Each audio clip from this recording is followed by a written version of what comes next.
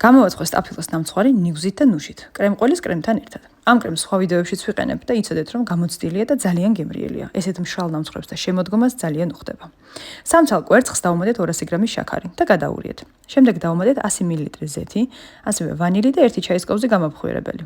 ისევ გადაურიეთ და დავუმატეთ 250 გრამი ფქვილი. ფქვილიც რომ კარგად გაიხსნება, დავუმატეთ 2 საშუალო ზომის გახეხილი სტაფილო და 100 გრამი დაქუცმაცებული ნუში და ნიკოზი.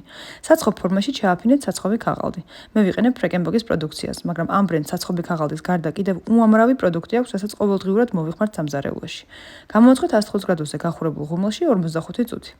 კრემისთვის 400 გრამ კრემყოლს დავუმატეთ 160 გრამი შაქრის პუდრი და 120 გრამი ოთახის ტემპერატურის კარაქი. კარგად გათხვიფეთ მიქსერით და მზად არის. ნამცხვარი აუცილებლად გააგრილეთ ბოლომდე და მხოლოდ ამის შემდეგ გაჭერით შუაზე. უხვად წაუსვით კრემი, როგორც შუაგულში, ისე მეორე ფენაზე. ძალიან, მეტი რომ არ შეიძლება, ისე უხდება ლიმონის და ლაიმის ცედრა, ამიტომ არ დაიშუროთ.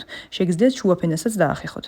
მოსართავად გამოვიყენეთ ხილეული და დიეტაც მივარღვიე 1 ნაჭერი ნამცხრით და საერთოდ არ ვნოდობ. გემრიელად მიირთვით.